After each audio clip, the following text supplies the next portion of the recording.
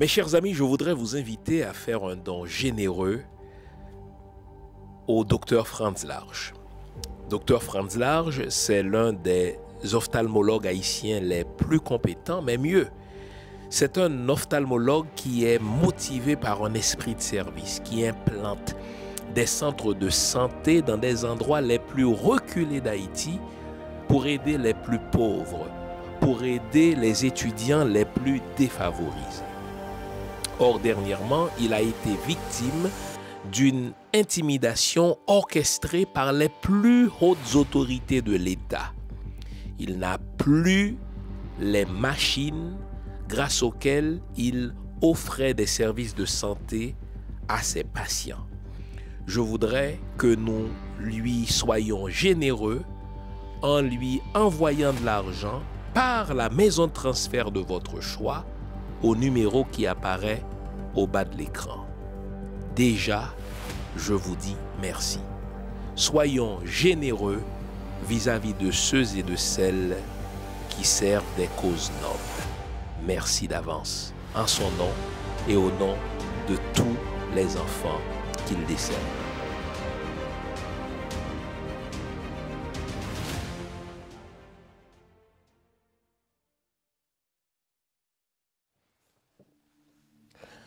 Quand on connaît les nombreuses ressources humaines et monétaires dont disposent nos diasporas noires, on se demande pourquoi nos États d'origine tardent à les institutionnaliser de manière à en tirer le meilleur parti. Nous continuons à dépendre pour beaucoup de secteurs de la soi-disant coopération des pays du Nord, alors que les ressortissants de nos propres pays se ferait un point d'honneur de mettre leurs ressources tant techniques que financières au service du développement de leurs pays respectifs. Jean Fils-Aimé, Être noir, une fabrication occidentale, comment détruire la matrice, automne 2021, page 206. Bonjour le monde, bonjour mesdames, bonjour messieurs. Bienvenue à cette autre édition de l'émission Lumière sur le monde. Nous allons consacrer l'émission d'aujourd'hui à parler de ce qui se passe en Ukraine parce qu'il y a des leçons à tirer pour, n'est-ce pas, nos pays d'afro-descendants. Sauf qu'aujourd'hui, je voudrais voir avec vous, dans un premier temps, un certain nombre de mythes que cette guerre en Ukraine est en train de déboulonner, dans un premier temps, et dans un deuxième temps, je verrai avec vous comment la diaspora, quand elle comprend son rôle, peut être très efficace, peut être très utile d'un point de vue politique au pays d'origine. Et je vous en ferai la démonstration à partir d'un membre de la diaspora ukrainienne qui est parvenu au fait du pouvoir au Canada et qui utilise sa position, qui utilise son statut pour faire avancer l'agenda de son pays d'origine. Et nous comprendrons mieux pourquoi nos pays d'origine ne sont pas traités avec sérieux. L'une des raisons, c'est que les membres de la diaspora n'imposent pas non plus le respect. C'est tout un menu qui est annoncé aujourd'hui. Je vous veux éveiller, vous connaissez le rituel. À ce stade-ci, je vous invite à vous offrir une bonne tasse de thé, une bonne tasse de café ou de chocolat chaud. Offrez-vous tout ce qui est de nature à vous garder éveillé, car aujourd'hui encore, nous allons lancer un pavé dans la mare. Nous allons nous dire les vraies affaires. Restez là, je vous reviens après, c'est promis. À tout à l'heure.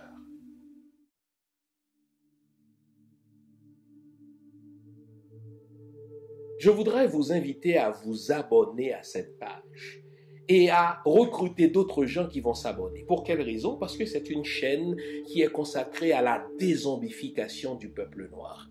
Vous savez, en ma qualité de théologien, d'historien et d'expert en management public, je décide de mettre toute mon énergie et toute l'équipe qui travaille avec moi décide aussi de mettre toute son énergie à la dézombification du peuple noir.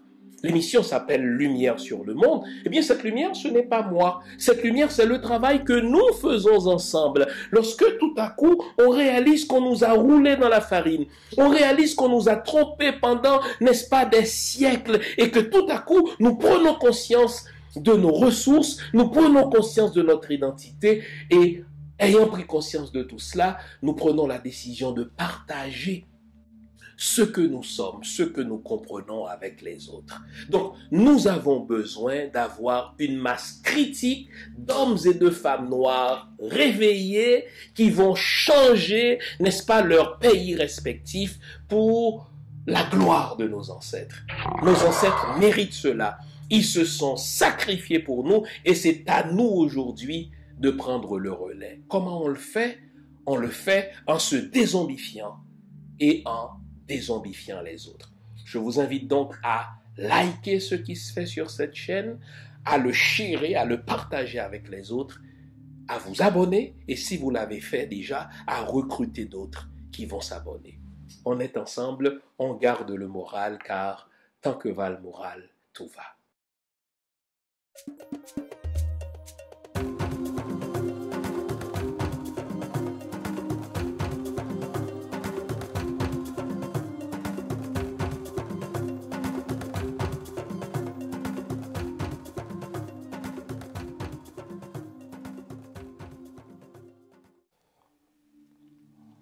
Avant la pause, on s'était promis de se dire les vraies affaires.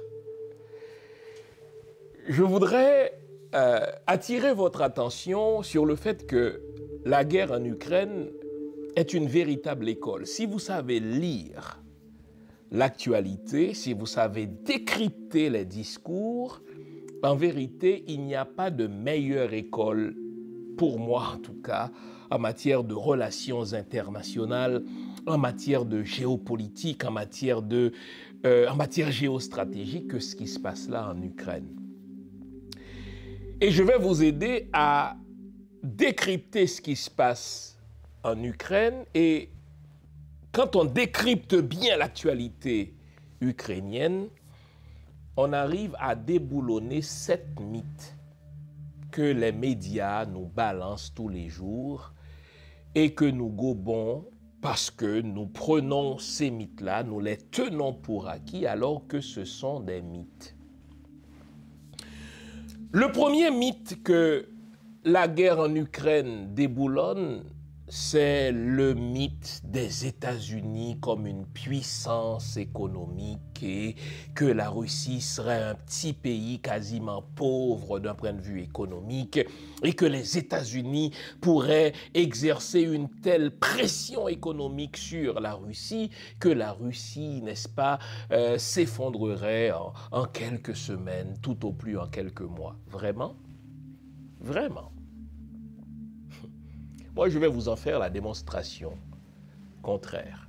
Je vous pose cette question. Peut-être n'y avez-vous jamais réfléchi jusque-là parce que les États-Unis, parce qu'ils détiennent une puissance médiatique, tout le monde écoute CNN, tout le monde écoute Fox News, et généralement, les médias dans des pays occidentaux relayent sans un sens critique ce qui se fait, n'est-ce pas, ou ce qui se dit sur Fox News, ou ce qui se dit sur CNN, alors que ce qui se dit sur CNN, souvent c'est une caisse de résonance de ce qui a été décidé, n'est-ce pas, dans les officines du département d'État. Donc, nous tenons pour acquises beaucoup de choses que les médias américains nous balancent et que les médias occidentaux, n'est-ce pas, relayent sans esprit critique. Quand on dit, par exemple, qu'il suffit que les États-Unis fassent des pressions économiques sur la Russie pour que la Russie s'effondre, je vais vous poser une question.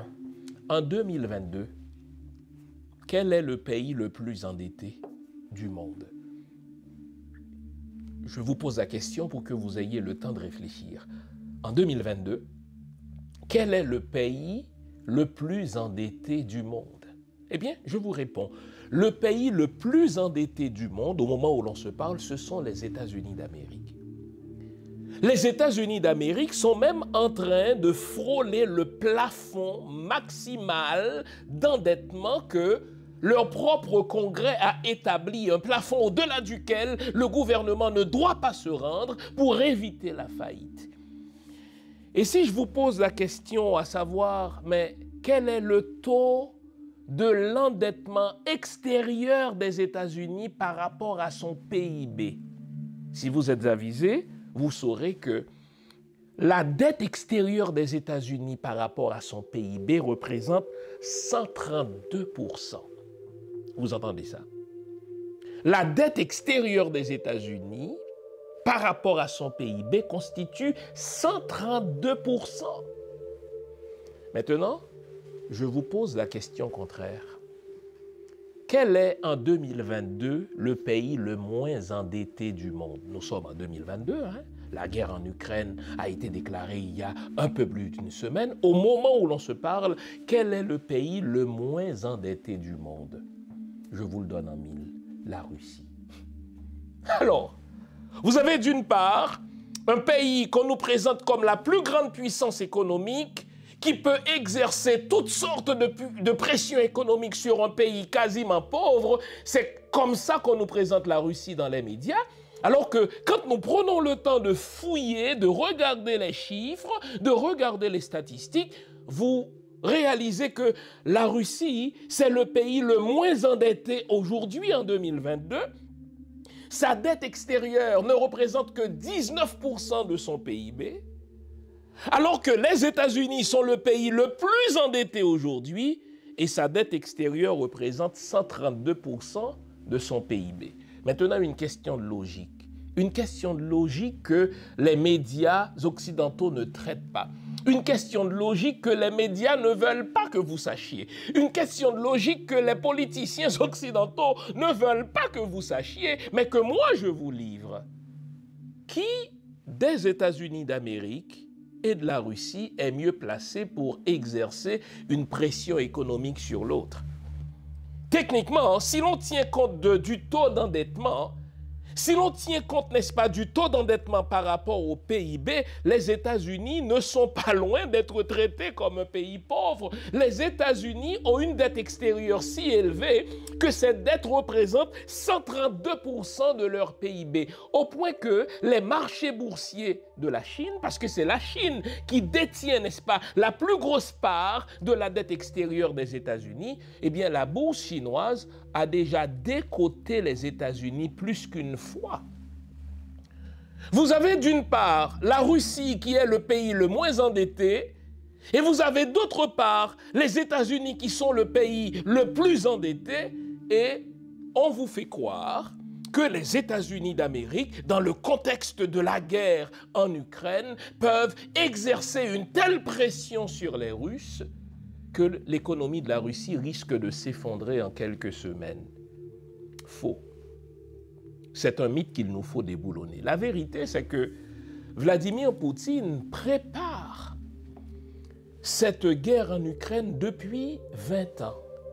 Et ces économistes russes avaient prévu toutes les réactions du monde occidental et l'économie russe s'était préparée en conséquence. En sorte que, savez-vous que les vrais économistes qui étudient, n'est-ce pas, de quoi est faite l'économie russe, disent que la Russie pourrait vivre avec toutes ces petites pressions économiques que le monde occidental est en train d'exercer sur elle pendant 2 ans sans que la population russe n'en ressente les effets. Pendant 2 ans.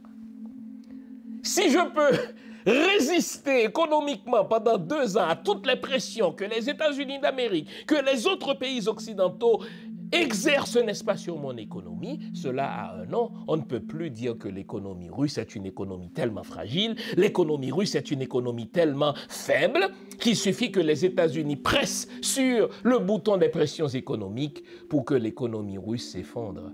Faux, les amis. Ça, c'est le premier mythe que cette guerre en Ukraine, que j'appelle une école, que j'appelle une université déboulonne, le mythe d'une économie russe tellement faible qu'il suffirait pour les pays occidentaux de presser sur le bouton des pressions pour que cette économie s'effondre. En réalité, si l'on suit l'adage qui est une maxime de sagesse populaire, à savoir celui qui n'a pas de dette est au fait riche, techniquement, la Russie est plus riche que les États-Unis. Les États-Unis ont beaucoup plus de dettes que la Russie. Le taux d'endettement des États-Unis en ce qui a trait à leur PIB est tellement élevé comparé au taux d'endettement de la Russie par rapport à son PIB que si l'on voulait se dire les vraies choses, eh bien, celui qui a moins de dettes est plus riche. Et techniquement, puisque la Russie a moins de dettes que les États-Unis qui sont endettés jusqu'à la tête, eh bien, c'est plutôt les Russes qui seraient en mesure d'exercer des pressions économiques sur les États-Unis d'Amérique. Sauf que ça, personne ne nous le dit. On continue à nous balancer tous les jours que les pressions économiques qu'exercent les États-Unis, qu'exerce la France, qu'exerce le Canada, qu'exerce, n'est-ce pas, l'Allemagne sur la Russie, eh bien ces pressions-là sont en train de mettre à genoux l'économie russe. Foutaise que tout cela, quand tu regardes les chiffres, c'est le contraire. Les chiffres indiquent que la Russie pourra résister pendant au moins 2 ans sans sourciller aux pressions économiques du monde occidental. Deuxième mythe que la guerre en Ukraine nous permet de déboulonner quand on sait décrypter l'actualité, c'est le mythe de la première puissance militaire que sont les États-Unis. Ça, c'est un mythe. Et la guerre en Ukraine nous permet d'éprouver ce mythe-là et de réaliser que ce n'est qu'un mythe, ce n'est qu'un leurre. Regardons, quand on dit puissance militaire, est-ce qu'on parle au niveau du nombre? Fine. Les États-Unis, n'est-ce pas, comptent un grand nombre de soldats. Good. Quand on parle de puissance militaire, est-ce qu'on parle d'arsenal nucléaire ou bien d'arsenal militaire? Parce que ce sont deux choses différentes. Si on parle d'arsenal militaire, bien sûr que les États-Unis comptent beaucoup plus d'armes que tout autre pays, que les 7 autres, n'est-ce pas, puissances militaires réunies. Ça a toujours été l'objectif des États-Unis d'avoir un arsenal militaire beaucoup plus performant que les 7 autres puissances militaires réunies. En ceci, les États-Unis sont une grande puissance militaire. Si on parle aussi en termes de budget, les États-Unis investissent beaucoup plus d'argent, n'est-ce pas, dans le secteur militaire que tout autre pays au monde. Mais ça ne fait pas de vous nécessairement la puissance militaire la plus efficace. Vous pouvez avoir plus d'armes, vous pouvez avoir plus de soldats, vous pouvez avoir, n'est-ce pas, beaucoup plus d'argent investi dans votre armée, mais ça ne fait pas de votre armée l'armée la plus redoutable. Et les Russes ont compris cela. Tandis que les États-Unis, n'est-ce pas, mettent beaucoup d'argent dans leur secteur militaire, tandis qu'ils, n'est-ce pas, additionnent les soldats qui vont faire partie de l'armée américaine, tandis qu'ils grossissent leur arsenal militaire, les Russes, eux, ils ont choisi de développer leur capacité de nuisance. Qu'est-ce qu'on entend par capacité de nuisance, n'est-ce pas, en termes militaires? Eh bien, ce n'est pas celui qui détient le plus grand nombre d'armes qui est, au fait, la première puissance militaire. Ce n'est pas celui, n'est-ce pas, qui détient le plus grand nombre de soldats dans son armée qui est la première puissance militaire. C'est, au fait, celui qui détient la plus grande capacité de nuisance. Or, en termes de capacité de nuisance, les Russes détiennent le plus grand arsenal nucléaire. Le plus grand arsenal nucléaire. Et quand on parle d'arsenal nucléaire, ça veut dire, n'est-ce pas, une très grande capacité de nuisance. Mais les Russes ne détiennent pas seulement le plus grand arsenal nucléaire, les Russes détiennent aussi l'une des plus grandes capacités de nuisance technologique. C'est ça aujourd'hui, les amis, les guerres modernes. Les guerres modernes ne consistent pas à envoyer plein de chars, n'est-ce pas, dans le pays ennemi. Les guerres modernes ne consistent pas à envoyer des drones, n'est-ce pas, pour tuer un général iranien. Les guerres modernes ne consistent pas, n'est-ce pas, à bombarder les Irakiens, quitte à en faire, n'est-ce pas, 1 million de victimes collatérales. Non. Les guerres modernes, c'est de développer la plus grande capacité de nuisance. Et c'est pour cela, les amis, que vous devez décrypter l'actualité. Vous vous souvenez de tout ce bruit, de tout ce tapage que les États-Unis d'Amérique font ou faisaient autour de la Corée du Nord? Donald Trump n'avait-il pas menacé la Corée du Nord de l'écraser à l'aide d'un petit bouton? Mais géographiquement, c'est un petit pays, vraiment.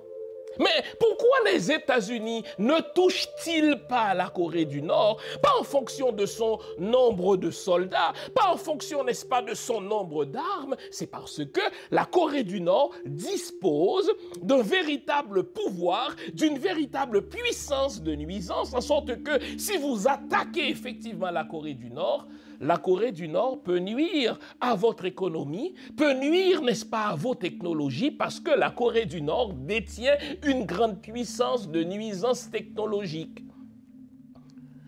Puisqu'on sait que les Russes représentent une grande puissance de nuisance nucléaire, puisque nous savons que les Russes représentent une grande puissance de nuisance technologique, les États-Unis peuvent continuer à avoir le plus grand nombre de soldats.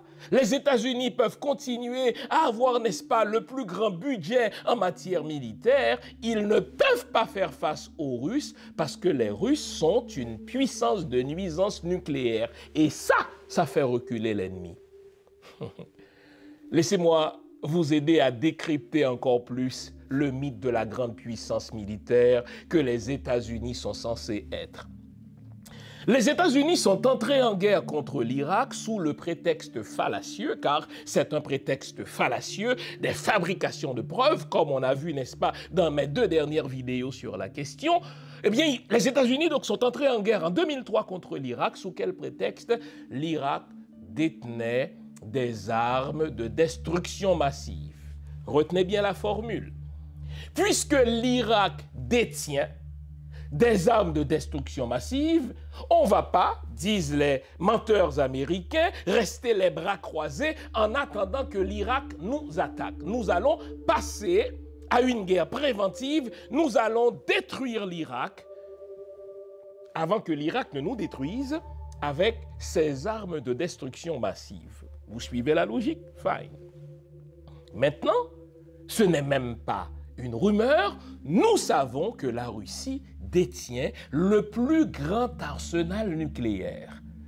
Pourquoi les États-Unis, s'ils représentent vraiment la plus grande puissance militaire du monde, pourquoi n'attaquent-ils pas les Russes préventivement, comme ils ont fait en Irak, pour éviter qu'un jour les Russes ne les détruisent? Le mythe de la plus grande puissance militaire ne résiste pas, les amis, à l'épreuve des faits. Dans le créole haïtien, nous avons un proverbe pour décrire les États-Unis. Eh bien, la sagesse populaire haïtienne décrit les États-Unis comme une dent pourrie qui ne peut mordre qu'une figue banane mûre, mais très mûre. Hein? En bon créole, les États-Unis, c'est dent pourrie qui est force sous mangue mûre ou bien sous figue mûre. Donc, les États-Unis, je vous fais une traduction littérale, ne sont que cette dent pourrie qui ne peut mordre que sur une mangue très mûre, qui ne peut mordre que sur un fruit très mûr, qui ne peut mordre que sur une figue banane, mais très mûre.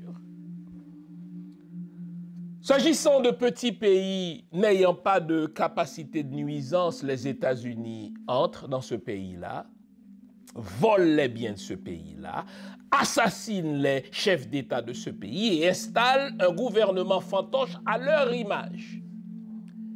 Mais dès que les États-Unis font face à un pays qui détient une véritable capacité de nuisance, soit technologique ou nucléaire, vous allez voir, ils sont toujours en train de négocier. Si il y a 15 ans à peine, je vous avais prédit que les États-Unis un jour négocieraient avec la Corée du Nord, vous ne m'auriez pas cru. S'il y a à peine 10 ans, un analyste vous avait prédit qu'un jour, le chef d'État des États-Unis, donc le président des États-Unis, ferait le déplacement pour aller rencontrer le président de la Corée du Nord. Vous auriez crié à la science-fiction et pourtant c'est exactement cela qui est arrivé lorsque Donald Trump a choisi d'aller serrer la main à Kim Jong-un.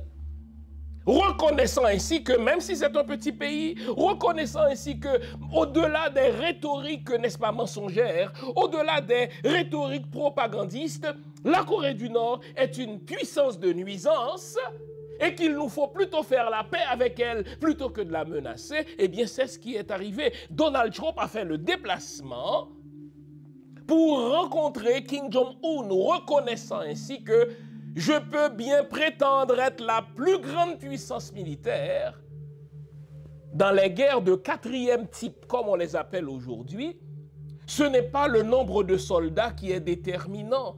Ce n'est pas la quantité d'armes qui est déterminante, c'est la capacité de nuisance. Et quand tu détiens une grande capacité nucléaire, doublée d'une grande capacité de nuisance technologique, alors vous faites chanter un grand pays comme les États-Unis d'Amérique. Sauf que les médias mainstream, les médias occidentaux ne nous diront jamais ça. Vous notez?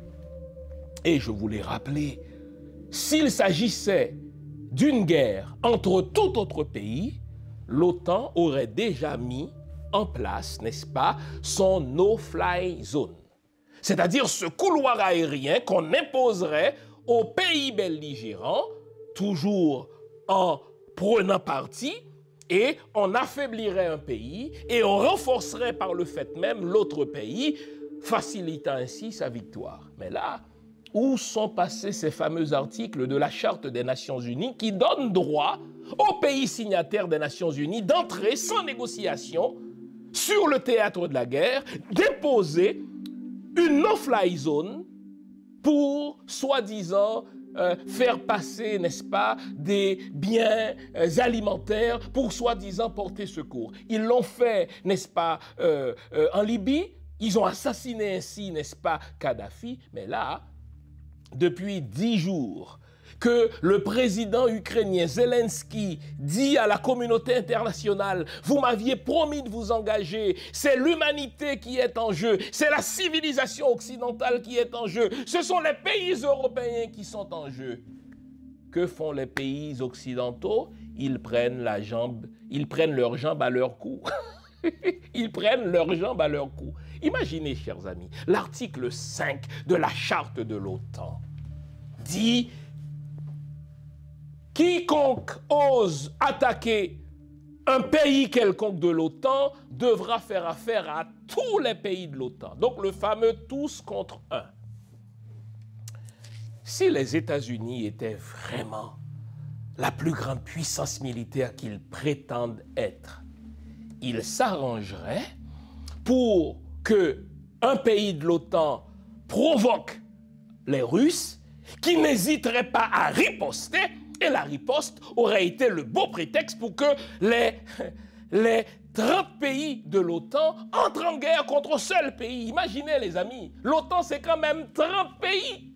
30 pays avec de gros budgets militaires, 30 pays occidentaux, imaginez, n'est-ce pas, les États-Unis, imaginez le Royaume-Uni, imaginez l'Italie, imaginez l'Allemagne, imaginez la France, bon Dieu, ce sont des pays ronflants. 30 pays. Ils font marche arrière devant un seul pays. Imaginez, s'il s'agissait, exemple, n'est-ce pas, de l'Iran qui était en guerre contre l'Ukraine. Savez-vous ce que l'OTAN ferait? L'OTAN s'arrangerait pour que l'un des 30 pays de l'OTAN provoque une guerre avec l'Iran et ils auraient, ces pays de l'OTAN, le beau prétexte pour détruire l'Iran d'un coup. Mais là, les Russes leur disent, si vous osez vous interférer dans ce qui se passe en Ukraine, nous allons vous considérer comme un pays co-belligérant. Et on voit la première puissance militaire reculer, on voit tous les autres pays de l'OTAN reculer, parce que l'idée de première puissance militaire, c'est un mythe. Les États-Unis, chers amis, ont perdu énormément de terrain et leur puissance n'est que de réputation. Mon ami Maître Jean-Ernest Pierre, directeur de CPAM, la station de radio commerciale haïtienne, eh bien de Montréal, elle m'a parlé du déclin, n'est-ce pas, des États-Unis. Au fait, il faut même plus parler du déclin de la puissance américaine, il faut parler de la chute tout simplement de l'Empire américain. Il a fallu cette guerre comme école pour vous et moi pour réaliser mais que toute cette affaire-là est un mythe. Et il y a une expression consacrée dans la littérature pour cela, le roi est nu. Vous connaissez ce mythe de ce roi qui s'est fait rouler par deux tailleurs, mais deux tailleurs pincent sans rire. Des tailleurs qui viennent dire au roi, écoutez, nous sommes de si bons tailleurs que nous allons vous confectionner un habit que seuls les gens savants verront. Waouh! Et le roi accepte cela. Et ces deux tailleurs, qu'est-ce qu'ils ont fait? Ils n'ont pas fait de vêtements du tout au roi. Le roi s'est présenté nu, sauf que les deux tailleurs continuent à dire au roi, c'est un excellent vêtement que vous portez et seuls les gens avisés verront que c'est le plus beau vêtement. Et là, les gens, comme des copieurs, comme des imitateurs, continuent d'applaudir. Le roi porte un excellent vêtement parce qu'un tel dit que le roi porte un excellent vêtement jusqu'à ce qu'un petit enfant, je pense de 9 ans, crie dans la salle. Mais au fait, le roi n'a pas de vêtements du tout. Le roi est nu. Donc, toute cette affaire des États-Unis, qui sont la première puissance économique, qui sont la première puissance militaire, c'était de la foutaise tout cela. Et les médias qui continuent à nous parler de la puissance militaire des pays occidentaux nous baisent tout simplement. Les pays occidentaux sont forts avec les petits pays africains. Ils sont forts avec mon pays Haïti. Les États-Unis continuent de représenter une puissance militaire pour Haïti qui n'a pas d'armée, etc. Mais quand ils font face à des pays qui détiennent une véritable puissance de nuisance, comme la Corée du Nord, comme la Russie aujourd'hui, ils reculent. Ça, c'est le deuxième mythe que la guerre en Ukraine nous permet de déboulonner. Vous vous demandez où trouver mes livres? Simple, sur mon site, prioritairement, www.jeanfils-aimé.com. Vous avez accès à tout ce que j'ai écrit. Où que vous vous trouviez dans le monde, nous livrons partout où c'est possible. Vous pouvez aussi avoir accès à mes livres par Amazon.ca. C'est un excellent cadeau à se faire ou à faire aux autres. Servez-vous-en.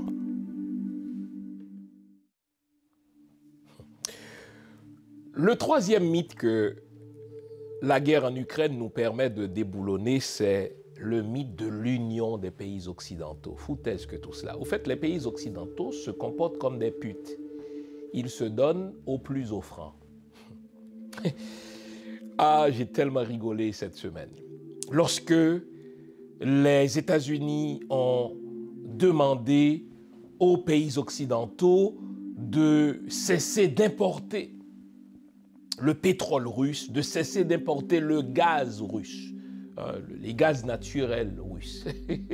C'est tellement facile pour les États-Unis parce que eux, ils se retrouvent sur un autre continent et quand ils font face à l'hiver, ils peuvent s'approvisionner autrement. Mais si vous êtes l'Allemagne qui se réchauffe pendant l'hiver grâce au gaz russe, si vous êtes l'Italie qui se réchauffe en hiver grâce au gaz russe, si vous êtes la France, si vous êtes, n'est-ce pas, le Royaume-Uni, qui ont besoin à la fois du pétrole et du gaz naturel des Russes, eh bien c'est beaucoup moins évident.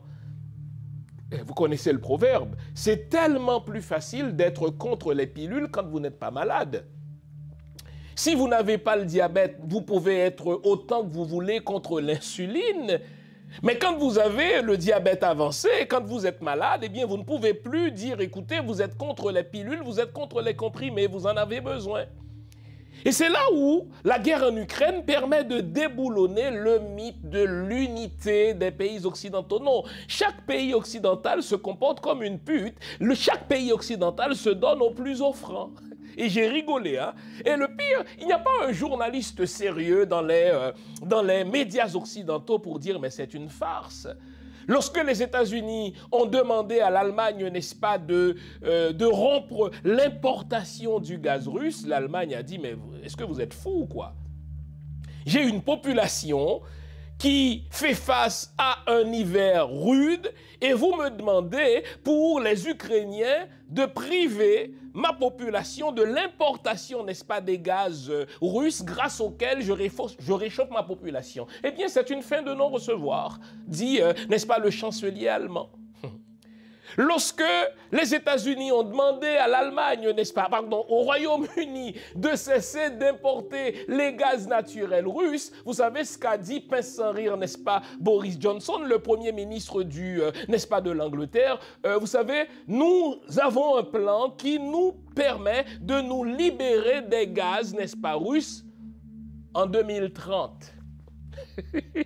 Nous sommes en 2022. Boris Johnson dit, écoutez, bien sûr que nous allons cesser d'importer les gaz russes. Le plan, il est là pour 2030. Donc, pendant 8 ans, on ne pourra pas s'en passer. Donc, tout ce mythe des pays occidentaux qui forment un bloc monolithique dans leur détermination contre les Russes et dans leurs sanctions, c'est de la foutaise. Chaque pays, même s'ils font tous partie de l'Union européenne, même s'ils se retrouvent, n'est-ce pas, dans l'OTAN, chaque pays règle ses affaires comme il peut, selon les intérêts de sa population. Est-ce que le chancelier allemand est assez fou pour se priver des gaz russes, privant ainsi sa population de, n'est-ce pas, du chauffage en hiver? Voyons donc, c'est tellement facile pour les États-Unis ou bien pour le Canada de dire, écoutez, nous allons couper ou nous allons fermer les vannes de l'importation des gaz russes. La réalité sur le terrain, c'est que l'Allemagne ne peut pas s'en passer. Les Britanniques mettent jusqu'en 2030 pour s'en passer et entre-temps, qu'est-ce qui se passe, les amis? La Russie s'enrichit. Avez-vous vu le prix du pétrole à la pompe? Quand vous allez faire le plein, vous réalisez que là, désormais, eh bien, c'est plus que 2 $. Mais vous savez quel pays est en train de s'enrichir avec cela? Les pays exportateurs du pétrole. Et il se trouve que la Russie soit un pays exportateur du pétrole. Donc, quand on nous fait croire que Vladimir Poutine est un fou, Vladimir Poutine est un tyran, Vladimir Poutine, n'est-ce pas, c'est quelqu'un qui a toutes les maladies mentales, au fait, le malade, c'est toujours l'autre et c'est jamais nous. En réalité, ce qui est en train de se passer là, plus les États-Unis, plus les pays occidentaux vont faire mine de faire des pressions économiques sur la Russie, plus la Russie va devenir riche. Quand le prix du pétrole monte, mais la Russie s'enrichit. Quand le prix du Brent, le prix du baril monte, la Russie s'enrichit. Quand le prix des gaz naturels monte, la Russie s'enrichit. Donc le mec, il est vraiment le maître du jeu. Je ne suis pas en train de dire que Vladimir Poutine est un homme parfait. Je ne suis pas parfait, personne n'est parfait. Mais je vous dis de faire gaffe, n'est-ce pas, aux mythomanes, journalistes ou présentateurs ou experts des pays occidentaux qui nous racontent n'importe quoi. La crise jusque-là rapporte non seulement militairement aux Russes, mais la crise lui rapporte aussi à la Russie, n'est-ce pas, beaucoup de richesses parce que le pétrole monte. La Russie étant un pays exportateur, n'est-ce pas, du pétrole, ça lui rapporte beaucoup d'argent. Donc, le mythe de l'unité des pays occidentaux. Il y a un quatrième mythe que cette guerre en Ukraine nous permet de déboulonner. Le mythe de l'efficacité de l'OTAN. L'OTAN sert à quoi? À rien. L'OTAN, c'est rien. D'ailleurs, Emmanuel Macron l'avait reconnu. Il y a 3 ans, Emmanuel Macron, et je lui emprunte pour une fois cette expression, avait décrit l'OTAN comme une institution qui souffre d'une mort cérébrale. Si vous êtes déclaré cérébralement mort, mais c'est que vous êtes mort. Ça va? Donc, Emmanuel Macron avait déjà dit que l'OTAN, c'est une entité qui souffre d'une mort cérébrale. Il avait fait cette déclaration, je pense, dans un sommet à l'OTAN, n'est-ce pas, en Allemagne. Eh bien, il avait eu la lucidité, il avait eu la candeur de dire, écoutez, là, l'OTAN pouvait peut-être représenter une menace après la Seconde Guerre mondiale, dans les années 49, jusque dans les années 55, aussi longtemps qu'il y avait le pacte de Varsovie. Mais maintenant que les Russes fonctionnent autrement, cela nous sert à quoi d'avoir l'OTAN? Et même Donald Trump qui a souvent, n'est-ce pas, le franc-parler. Donald Trump, c'est le type de politicien qui dit tout haut ce que les politiciens disent dans leur officine. Eh bien, Donald Trump a dit, écoutez, l'OTAN, eh bien, ne nous sert à rien. Parce que non seulement l'OTAN, n'est-ce pas, gruge beaucoup d'argent des Américains, c'est les Américains qui soutiennent militairement, qui soutiennent, n'est-ce pas, financièrement l'OTAN, mais vous, les autres pays de l'OTAN, et là, il accusait nommément l'Allemagne, il accusait la France, il accusait le Royaume-Uni, il accusait aussi le Canada, il a dit, n'est-ce pas, aux membres de l'OTAN, vous êtes des parasites parce que vous comptez sur les États-Unis pour financer l'OTAN alors que vous n'augmentez pas votre budget en matière militaire.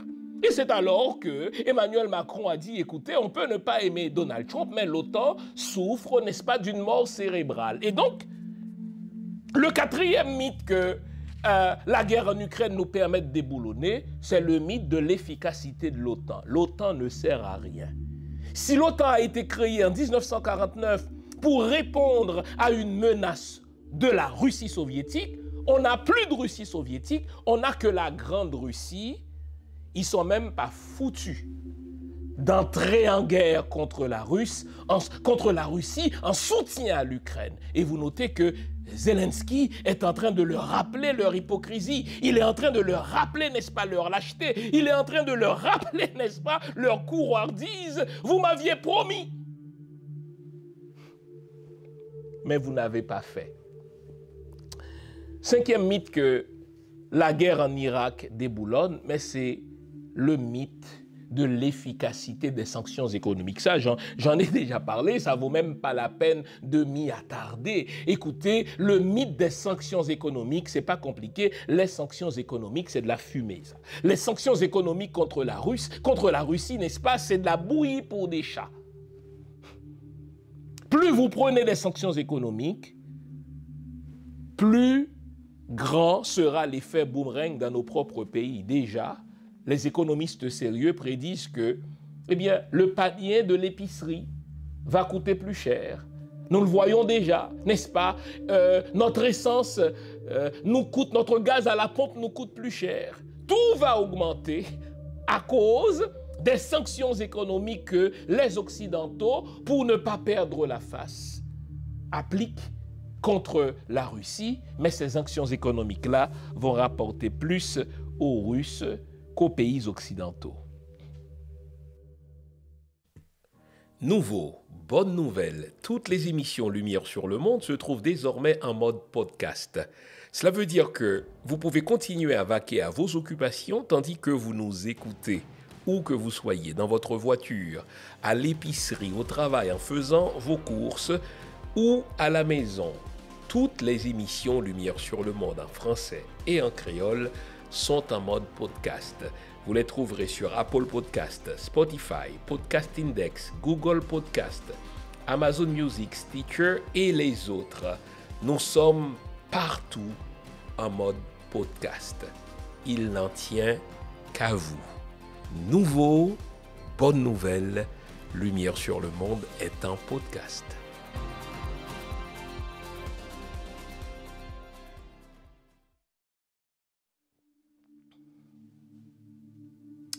Le sixième mythe que la guerre en Ukraine nous permet de déboulonner, c'est le mythe de la ligne idéologique. J'ai déjà utilisé l'expression que les pays occidentaux sont au fait des putes qui se donnent au plus offrant. Qui eût dit, les amis, il y a à peine 2 ans, que les États-Unis se rapprocheraient par eux-mêmes du Venezuela, le deuxième plus grand ennemi de la région après Cuba. Si un analyste vous avait dit qu'à un moment donné, les États-Unis seraient obligés de se rapprocher du Venezuela, de se rapprocher de Maduro, qu'ils ont considéré comme un tyran, qu'ils ont accusé, n'est-ce pas, de tous les maux du monde. Eh bien, si un analyste vous avait dit cela, si moi-même je vous l'avais prédit, vous m'auriez taxé de folie. Vous auriez dit, ah mais non, là, on vient d'avoir la preuve que Jean-Fils Aimé est un fou. Et pourtant, c'est exactement ce qui s'est passé. Biden, qui avait besoin de prouver qu'il était fort, qu'il était tough, en annonçant à la population américaine qu'il allait cesser d'importer, n'est-ce pas, le pétrole russe, je pense que c'est environ 13%, eh bien, il faut bien qu'il trouve une source alternative. Alors, notez bien comment il se comporte, hein, Biden. Préalablement à cette annonce pompeuse par laquelle il fait savoir aux Américains et au monde qu'il allait cesser d'importer le pétrole russe, eh bien, Joe Biden, marchant sur son orgueil, a envoyé une délégation américaine rencontrer Maduro. Chers amis, est-ce que je peux vous rappeler un fait? Il y a un peu plus d'un an maintenant, lors du dernier discours sur l'état de l'Union du président Donald Trump. Vous vous souvenez? Donald Trump, dans son discours, son dernier discours sur l'état de l'Union, a salué quelqu'un que les États-Unis, que l'Union européenne, que la France, que le Canada reconnaissaient dès lors comme le nouveau président du Venezuela. C'était un certain Guaido, qui fut, je pense, président du Sénat vénézuélien, et pour renverser, ou du moins pour tenter de renverser, n'est-ce pas, Maduro, ils ont reconnu, n'est-ce pas, Guaido comme le nouveau président du Venezuela. Donc vous notez l'arrogance. Donc ce sont les pays étrangers, les pays européens qui décident de qui va être le président des Vénézuéliens. Sauf que l'armée de Maduro a fait corps derrière lui. La population vénézuélienne a fait corps derrière Maduro. Maduro a résisté. Il est encore le président du Venezuela. Et pour pouvoir compenser la perte de l'importation du pétrole russe, les Américains ont marché sur leur discours. Ils ont ravalé leur discours. Ils ont envoyé une délégation à Caracas pour rencontrer le président Maduro. Donc, l'idée de ligne idéologique que les États-Unis sont un pays, n'est-ce pas, capitaliste et qu'ils ne vont jamais négocier avec un autre pays, foutaise que tout cela, lorsqu'ils sont mal pris, je vous l'avais dit, ils sont prêts à vous vendre la corde, pour reprendre l'expression de Mao Tse-Tung, avec laquelle vous allez les pendre. Et ça, c'est une grande leçon pour nous, les petits pays africains, les petits pays d'afro-descendants, là. Hein? On a peur, comme pays africain, lorsqu'il nous faut négocier avec un pays autre que la France. Les accords secrets que De Gaulle nous a entrés dans la gorge, n'est-ce pas, nous font obligation de négocier prioritairement avec la France pour notre armement militaire, pour tout ce qui concerne, n'est-ce pas, nos ressources minières. Et jusque-là, dès qu'on tente de négocier avec quelqu'un d'autre, la France assassinait nos chefs d'État. Dès qu'un président haïtien, n'est-ce pas, tentait de négocier directement, soit avec les Cubains ou bien avec les Russes, eh bien les États-Unis les renversaient ou bien les assassinaient tout simplement. Le dernier assassinat en date, c'est Jovenel Moïse, le 7 juillet dernier. Et pourtant, ces mêmes États-Unis d'Amérique, ces mêmes Américains qui nous interdisent, à vous et à moi, de négocier avec un autre bloc, ne se sont pas empêchés eux-mêmes d'aller négocier, d'aller quémander le pétrole vénézuélien pour éviter d'être mal pris, parce qu'ils allaient annoncer pompeusement qu'ils allaient couper l'importation du pétrole russe. Donc, le mythe, sixième mythe de la ligne idéologique, un pays de droite, un pays capitaliste, ne négocie pas en cachette avec un pays de gauche, un pays socialiste, c'est de la foutaise. Quand les pays occidentaux sont mal pris, ils traversent la ligne, ils traversent le Rubicon et ils vont négocier avec celui-là qu'ils ont toujours considéré comme le diable. Donc, ouvrons-nous les yeux, les amis. Les États n'ont pas d'amis, ils n'ont que des intérêts. Les États n'ont pas de ligne idéologique, ils n'ont que des intérêts. Ça, c'est un mythe, une fois de plus. le mythe de la ligne idéologique que la guerre en Ukraine nous permet de déboulonner.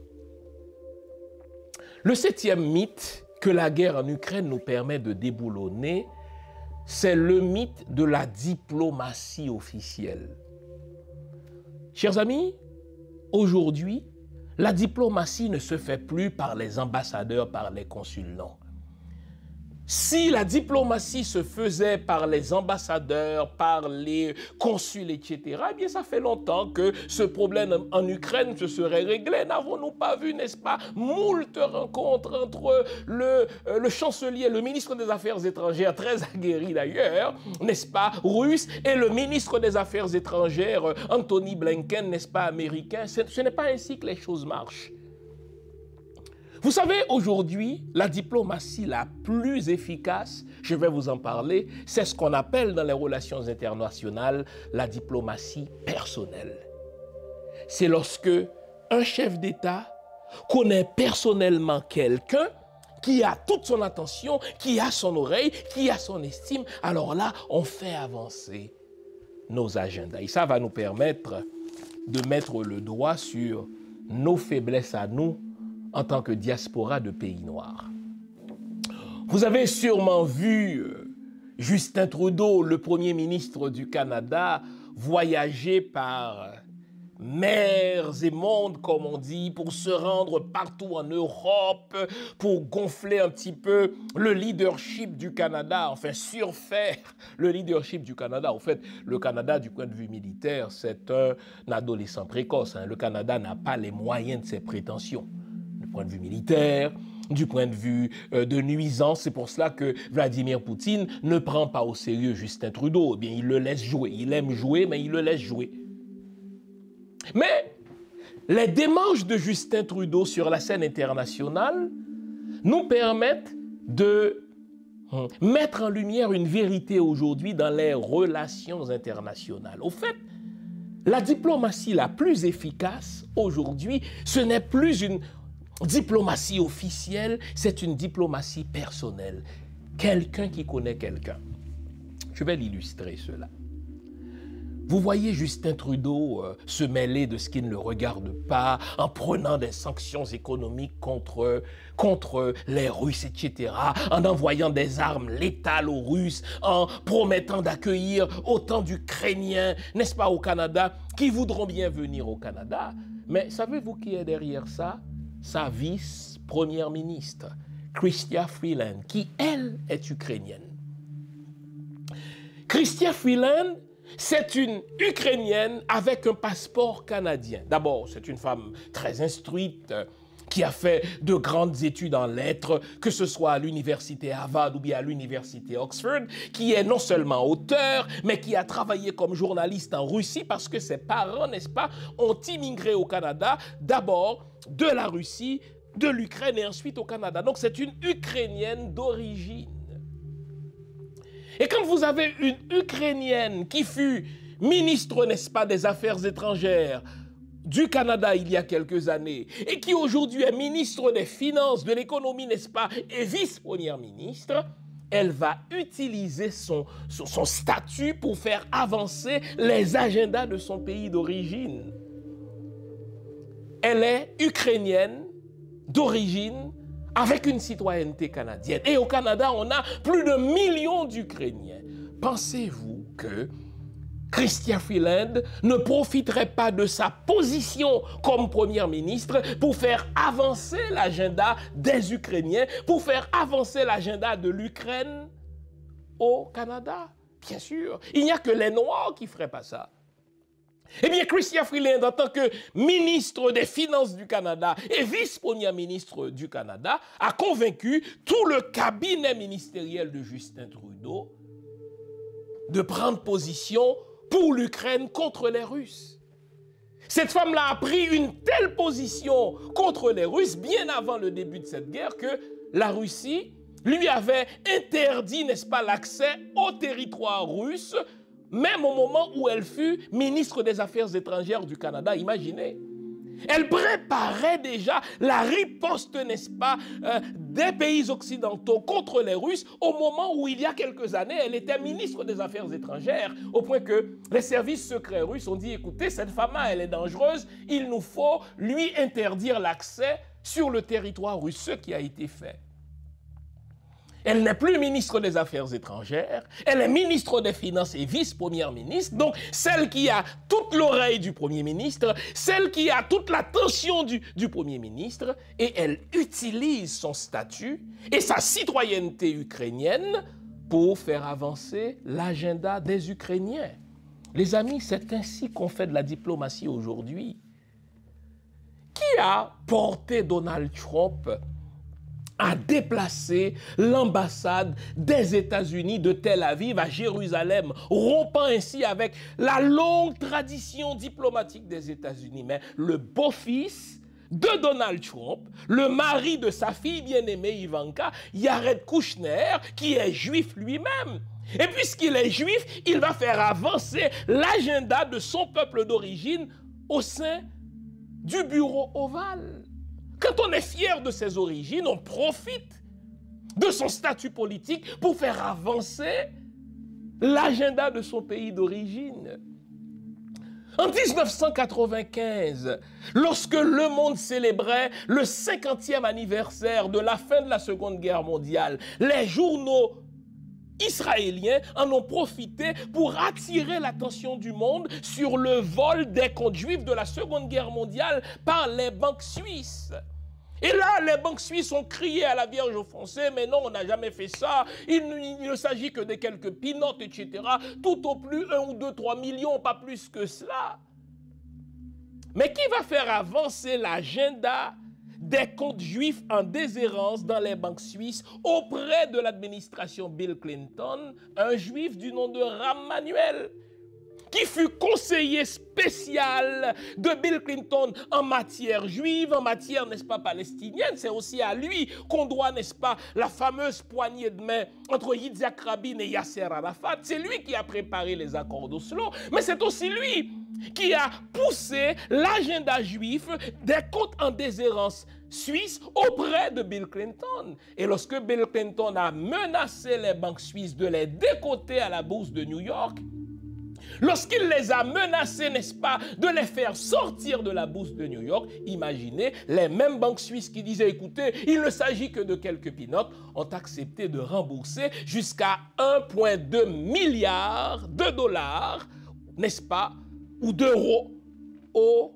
héritiers juifs. Aujourd'hui, c'est ainsi qu'on fait de la diplomatie. Un ressortissant de la diaspora va faire avancer l'agenda de son pays d'origine auprès d'un cabinet politique quand il n'est pas un ressortissant honteux. Je pourrais prendre un bel exemple, cette fois-ci dans l'histoire d'Haïti. Haïti a proclamé son indépendance à la face du monde en 1804. Aucun pays n'a voulu reconnaître, n'est-ce pas, notre indépendance. Les États-Unis d'Amérique ont mis presque 50 ans pour reconnaître notre indépendance. Au fait, ce n'est qu'en 1862 que les États-Unis d'Amérique ont reconnu notre indépendance. Bien sûr que les États-Unis devaient faire face au problème d'esclavage, n'est-ce pas, que subissaient les Noirs. Il était apolitique ou impolitique pour les Américains de reconnaître un État de nègres. Mais ce que les gens oublient ou ne savent pas, si Abraham Lincoln, les amis, est le président des États-Unis qui a reconnu l'indépendance d'Haïti en 1862, c'est parce que le barbier personnel d'Abraham Lincoln, c'est un Haïtien. Quelqu'un qui est originaire de la ville du Cap, dont je suis natif moi-même. Un Haïtien du nom de William Florville. N'oubliez jamais ce nom car on lui doit, n'est-ce pas, beaucoup dans la reconnaissance des États-Unis de l'indépendance d'Haïti. William Florville, qu'on appelle aussi Bill de Fleurville, c'est quelqu'un qui a laissé Haïti après la mort du roi Christophe en 1820. Qui arrive aux États-Unis et qui commence à brasser des affaires, c'est un entrepreneur, il a, n'est-ce pas, un salon de coiffure, et imaginez, n'est-ce pas, dans l'État de l'Illinois, à Springfield, n'est-ce pas, pour être plus précis, eh bien, le jeune Abraham Lincoln venait se faire couper les cheveux régulièrement au salon de coiffure de William, n'est-ce pas, Florville. Et on nous dit que ces deux-là sont devenus les plus grands copains du monde, au point que lorsque, n'est-ce pas, Abraham Lincoln a été assassiné, la famille de Lincoln a tenu à ce que, n'est-ce pas, William Florville marche juste derrière le cercueil. Mais ce qu'on oublie, c'est que celui qui sensibilisait Abraham Lincoln sur le sort de l'État haïtien, celui qui sensibilisait Abraham Lincoln sur la nécessité de reconnaître l'indépendance, n'est-ce pas, d'Haïti par les États-Unis, c'est William Florville. Donc on lui doit, nous les Haïtiens, cette reconnaissance des États-Unis, de l'indépendance d'Haïti par les États-Unis, si quelqu'un te fait suffisamment confiance pour lui raser la barbe, si quelqu'un te fait suffisamment confiance pour lui couper les cheveux, et on nous dit que le salon de coiffure de Florville était devenu la deuxième maison de Abraham Lincoln, si quelqu'un te fait suffisamment confiance pour lui raser la barbe, eh bien, il t'entendra aussi si tu essaies de le sensibiliser sur le sort de ton pays d'origine. Le problème, les amis, c'est qu'aujourd'hui, les politiciens des pays noirs en diaspora sont des politiciens honteux. Et je vais l'illustrer à l'aide de quelques exemples.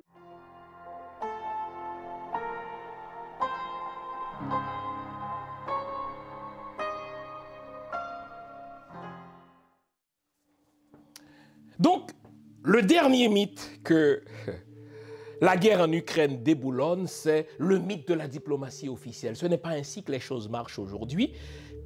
La diplomatie aujourd'hui marche par une diplomatie personnelle, interpersonnelle. Tu connais le Premier ministre, tu as son oreille, tu peux faire avancer l'agenda politique de ton pays d'origine. C'est ce que Chrystia Freeland a fait. C'est ce que William Florville a fait d'Abraham Lincoln. Mais aujourd'hui, je le disais, les politiciens noirs de la diaspora sont devenus des politiciens honteux, des politiciens qui n'ont plus de couleur, plus d'odeur, plus de saveur. En fait, ce sont des politiciens qui font avancer l'agenda de leur parti politique dans nos communautés, plutôt que de faire avancer l'agenda politique de nos pays d'origine dans leur parti politique. Je vais vous prendre quelques exemples. En automne dernier, le monde était frappé de stupeur par l'accueil bestial que les États-Unis de Joe Biden ont infligé aux Haïtiens. Vous vous souvenez de cela? Les shérifs de Joe Biden sont allés, n'est-ce pas, lancer les ressortissants haïtiens qui voulaient obtenir l'asile politique aux États-Unis avec des cordes comme s'ils couraient après des animaux sauvages. Pendant plusieurs jours, le monde, n'est-ce pas, regardait ces quelques centaines de ressortissants haïtiens qui s'amassaient, n'est-ce pas, à la frontière mexico-américaine, demandant l'asile politique aux États-Unis. Et finalement, vous savez comment ça a été résolu? Joe Biden les a déportés. Contre la loi américaine, contre la loi internationale sur la demande d'asile. Quand quelqu'un réclame l'asile politique, vous n'avez pas le droit de le déporter dans son pays sans qu'un juge n'ait entendu sa cause. Ce qui me fait mal, les amis, c'est que au sein même du cabinet de Joe Biden, il y a une politicienne d'origine haïtienne qui est co-porte-parole de la Maison-Blanche. C'est-à-dire, elle assiste à toutes les rencontres, toutes les réunions, n'est-ce pas, du cabinet. Elle entend le raisonnement politique de Joe Biden et elle aurait dû exprimer son désaccord en tant que politicienne d'origine haïtienne. Quand on est porte-parole d'un gouvernement, on assiste aux rencontres du cabinet ministériel. Et cette femme-là n'est pas seulement co-porte-parole de la Maison-Blanche, mais elle fut anciennement chef de cabinet de la vice-présidente des États-Unis, Kamala Harris. Si vous n'êtes pas une noire honteuse, si vous êtes fière de vos origines, vous n'êtes pas membre du cabinet pour rien. Vous allez faire avancer l'agenda de votre pays d'origine en disant au président, Monsieur le Président, je suis quand même originaire d'Haïti. Si vous déportez les Haïtiens en plus grand nombre que sur les 20 dernières années, en réalité, vous déportez mon propre peuple. Il faut trouver un compromis pour permettre au moins à ces Haïtiens-là de se faire entendre, non? Puisque c'est une politicienne honteuse de son origine, elle a fermé sa gueule et Joe Biden a déporté plus d'Haïtiens que sur les 20 dernières années à la barbe de sa co-porte-parole qui est d'origine haïtienne. Essayons d'imaginer. Est-ce qu'un président américain pourrait se permettre d'agir de la sorte vis-à-vis de ressortissants italiens avec un co-porte-parole d'origine italienne? Est-ce qu'un président américain pourrait se permettre d'agir de la sorte auprès de la communauté juive avec, n'est-ce pas, un co-porte-parole qui est d'origine juive? Jamais. Donc, quand on ne respecte pas nos pays d'origine, nous avons aussi, nous les politiciens de la diaspora, notre propre responsabilité là-dedans. Si nous ne faisons pas respecter nos pays d'origine, eh bien, le politicien, lui, il n'aura aucun respect pour nos pays d'origine. J'étais aux États-Unis. Puisque je vis au Canada, la charité bien ordonnée commence par soi-même. Je vais prendre quelques exemples au Canada, et j'en ai plusieurs. En 2016, l'industrie du taxi du Grand Montréal, l'industrie du taxi du Québec fait face à une crise, d'une concurrence déloyale. Petit fait, l'industrie du taxi est aux mains de deux communautés, la communauté haïtienne et la communauté arabe. Beaucoup de pères haïtiens ont élevé leur famille grâce à leurs revenus qu'ils ont tirés de leurs taxis. Ce sont des travailleurs autonomes, ce sont des entrepreneurs. Et en 2016, dis-je, Uber, vous connaissez la compagnie Uber, entre sur la scène du transport en commun, n'est-ce pas, québécoise, sans permis, et Uber refuse de payer des taxes et des impôts.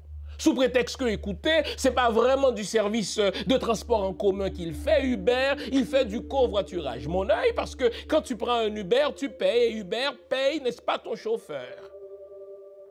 Pendant de longs mois, les amis, le gouvernement de Philippe Couillard refuse de punir Uber, car en punissant Uber, n'est-ce pas, il déplairait à une partie de son électorat québécois qui aime bien prendre un Uber, parce que Uber, ça fait moderne, Uber, ça fait fresh, Uber, ça fait technologique, etc. Mais entre-temps, en permettant à Uber de fonctionner, le gouvernement tuait, pour ainsi dire, l'industrie du taxi qui est aux mains des Haïtiens.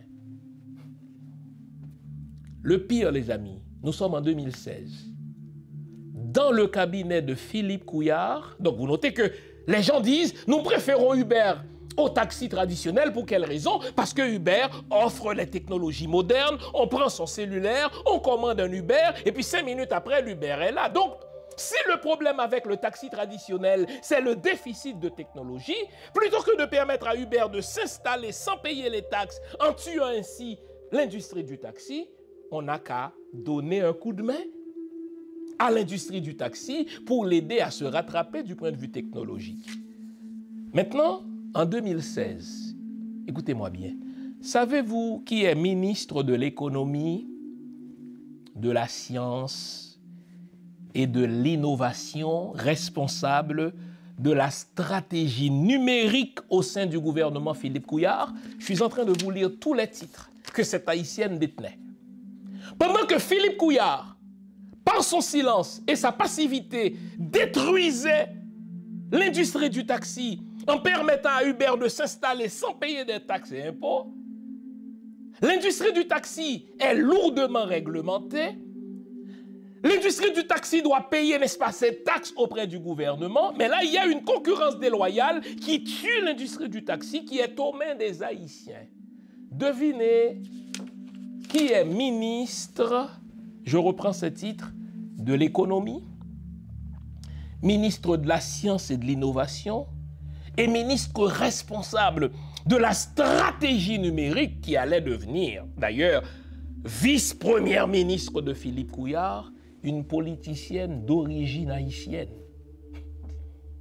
Si vous n'êtes pas une noire honteuse comme politicienne haïtienne, on est en train de détruire l'industrie qui rapporte beaucoup d'argent à votre communauté d'origine. Si vous n'êtes pas une politicienne honteuse de vos origines, vous portez vos culottes et vous dites, n'est-ce pas, au Premier ministre dont vous êtes la ministre responsable de la stratégie numérique, dont vous êtes la ministre, n'est-ce pas, de l'économie, Monsieur le Premier ministre, je suis d'origine haïtienne.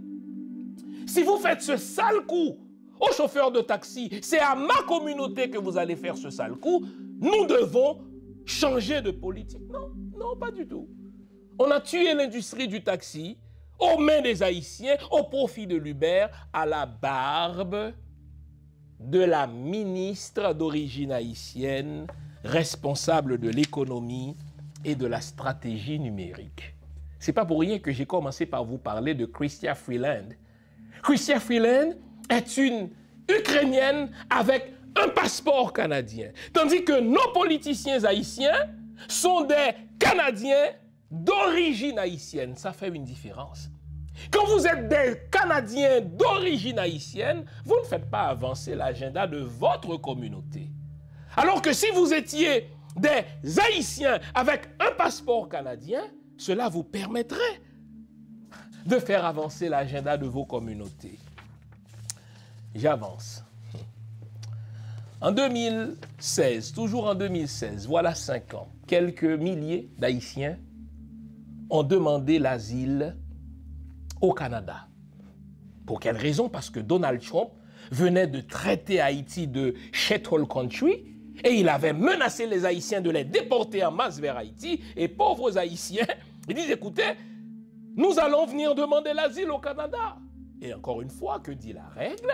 Eh bien, il faut les écouter, ces demandeurs d'asile, pour voir s'il y a un fondement véritable à leur demande et un juge ou un commissaire prendra la décision. Savez-vous ce qu'a fait le même Justin Trudeau qui aujourd'hui se déchire la chemise pour défendre l'Ukraine de Chrystia Freeland? Savez-vous ce qu'a fait Justin Trudeau alors en 2016?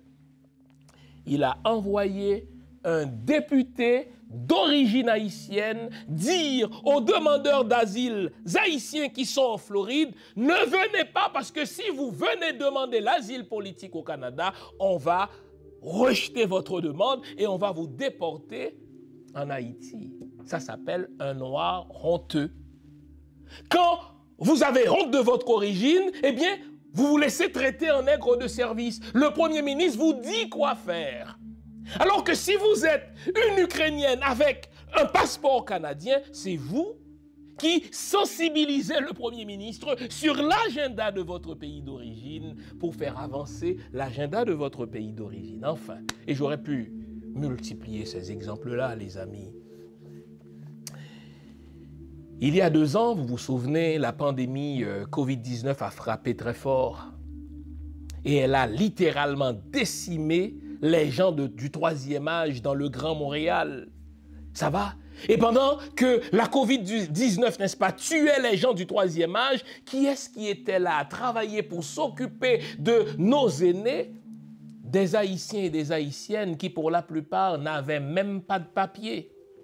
Ce sont ces fameux demandeurs d'asile dont on ne voulait pas. Et là, Legault a, dans un discours officiel, remercié ces gens-là qui ont pris soin de nos personnes aînées. Et il les a même qualifiés d'anges gardiens. Alors là, la communauté haïtienne en a profité pour dire, mais puisqu'ils sont des anges gardiens, malgré le fait qu'ils n'avaient même pas de papier, eh bien, ils se sont occupés de vos parents, n'est-ce pas, s'exposant ainsi à la pandémie. Pourquoi ne pas leur donner à tous et à toutes, n'est-ce pas, la résidence permanente? Il suffit de faire, n'est-ce pas, la vérification criminelle. S'ils ne sont pas criminels, ils s'installent déjà au pays depuis 3-4 ans, ils travaillent. Régulariser leur statut. Le Québec est une province sous-peuplée, avec une population, n'est-ce pas, vieillissante. Et là, toutes les organisations communautaires ont adressé des demandes au Premier ministre Legault. Il a dit non. On va accueillir on va donner la résidence seulement à quelques personnes sous certaines conditions très strictes. Je vous pose la même question de tout à l'heure. Savez-vous qui était ministre de l'immigration du Québec et qui l'est toujours, même si elle est malade? Une Haïtienne. Une Haïtienne. C'est ce que j'appelle une politicienne négresse de service, honteuse de ses origines. Que représentent, les amis, quelques milliers d'Haïtiens, 2 ou 3 000 Haïtiens tout au plus, auxquels le Premier ministre, s'il subissait la pression de sa ministre de l'immigration d'origine haïtienne, donnerait la résidence permanente? Qu'est-ce que ça représente? Rien. Et pourtant, j'ai ri. J'ai ri de colère cette semaine lorsque le même gouvernement de Legault, qui ne voulait pas accorder la résidence à 2 ou 3 milliers d'Haïtiens d'origine, ce même gouvernement de Legault a dit, écoutez, il n'y a pas de limite au nombre d'Ukrainiens que nous pouvons accueillir au Québec. Posez-vous la question, quelle est la différence entre les Haïtiens et les Ukrainiens? Les Haïtiens parlent français, ou du moins ils sont scolarisés en français, mais ils sont noirs. Les Ukrainiens ne parlent pas français, ils sont blancs. Legault préfère avoir une immigration blanche européenne plutôt que d'avoir des gens, n'est-ce pas, qui sont de la couleur foncée. Et il fait ça à la barbe de sa ministre de l'immigration qui est d'origine haïtienne. Morale de l'histoire, les amis, et c'est là-dessus que je voudrais terminer. Pour faire avancer l'agenda de nos pays d'origine, nos pays africains, nos pays antillais, nous avons besoin de politiciens dans la diaspora qui ne soient pas des nègres de service. Je vais reprendre cela. Chrystia Freeland, elle est ukrainienne. Elle fait avancer l'agenda de l'Ukraine dans le cabinet de Justin Trudeau. C'est elle qui pousse pour les sanctions économiques. C'est elle qui pousse pour les sanctions diplomatiques. Parce qu'elle est une Ukrainienne avec un passeport canadien. Nous, nos politiciens noirs, ce sont des politiciens français d'origine africaine. Nous, nos politiciens noirs, ce sont des politiciens canadiens d'origine haïtienne. Ils perdent leur identité d'origine. Dans mon livre « Être noir, une fabrication occidentale », j'ai mis le doigt sur le fait que l'une des faiblesses de nos pays d'afro-descendants, africains antillais, réside dans le fait de la faiblesse de nos diasporas. Au fait, le manque de respectabilité de nos pays d'origine s'explique aussi par le manque de respectabilité de nos politiciens en diaspora. Le juif va faire respecter son pays d'origine lorsqu'il est en politique. L'Italien va faire respecter son pays d'origine lorsqu'il est en politique. Chrystia Freeland, l'Ukrainienne qui détient un passeport canadien, fait respecter l'agenda politique de l'Ukraine.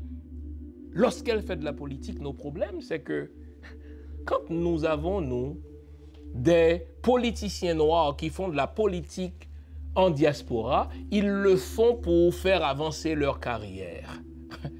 Ils le font pour leur plaisir personnel. Ils le font pour entrer dans l'histoire comme étant le premier Camerounais à être ministre au Canada, pour être le premier, je ne sais pas moi, Ivoirien d'origine à être député en France. Mais ils demeurent des nègres de service car ils sont devenus des noirs honteux. Et dans mon livre, donc, Être noir, une fabrication occidentale, j'ai fait une typologie de 4 types de politiciens noirs que nous avons en diaspora. Le premier type, c'est le figurant. Lui, le figurant, il n'est intéressé qu'à sa carrière. Il est là pour figurer. Lui, ce qui lui plaît, c'est d'entrer dans l'histoire comme étant le premier Camerounais à être député au Canada, le premier Haïtien à être chef de parti, le premier un tel. Mais on s'en fout de cela. Moi, c'est pour ça qu'aujourd'hui, lorsqu'un Haïtien détient un poste ronflant, pensons à secrétaire général de, n'est-ce pas, de la francophonie, je m'en fous. Lorsqu'un Haïtien, n'est-ce pas, vient d'être élu chef de parti politique ici, je m'en fous. Lorsqu'un Haïtien vient d'être élu député ou ministre, je m'en fous.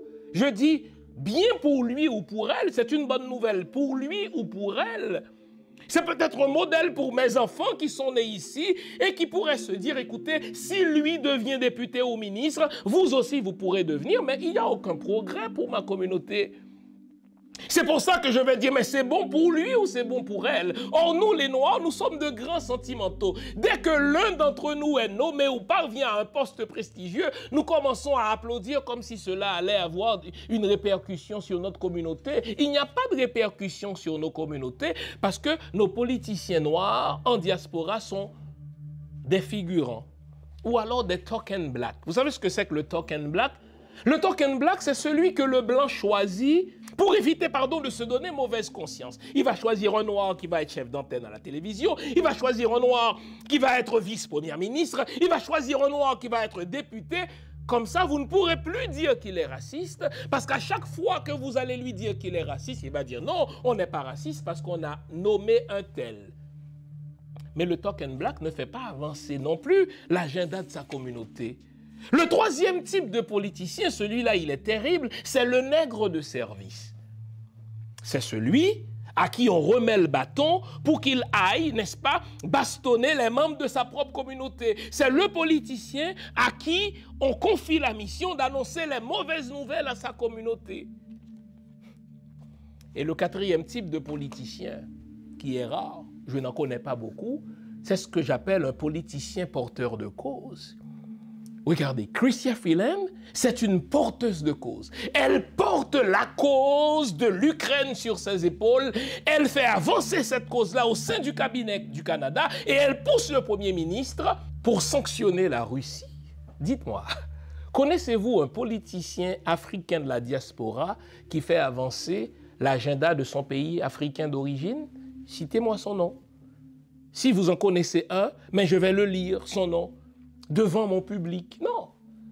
Nos politiciens de diaspora sont là pour leur image, ils sont là pour leur carrière, ils se contentent d'être le premier en. Moi, ces histoires, je suis le premier en, le premier noir en, la première noire en. Je m'en fous comme de l'an 40. Quel est votre bilan dans le progrès de votre communauté? Les amis, cette guerre en Ukraine est une école, je vous le dis. Elle nous permet de déboulonner des mythes. Je vous en ai présenté 7 aujourd'hui. Le type de diplomatie qui marche aujourd'hui, c'est la diplomatie interpersonnelle. Faisons attention aux politiciens noirs pour lesquels nous votons comme pays africains, comme pays antillais. Beaucoup d'entre eux, pour ne pas dire la majorité d'entre eux, ne sont soit que des figurants, des token black ou des nègres de service, tandis que ce qu'il nous faut, c'est des politiciens qui font avancer nos causes. J'espère vous avoir été utile. Merci de votre assiduité à cette émission. Partagez-la, cette émission. Abonnez-vous si vous ne l'êtes pas encore. Recrutez des gens qui vont s'abonner à cette page. Nous voulons constituer une masse critique d'hommes et de femmes réveillés qui vont travailler eux aussi au relèvement de leur pays d'origine. Merci, bonne semaine, gardons le moral, car tant que va le moral, tout va. Au revoir.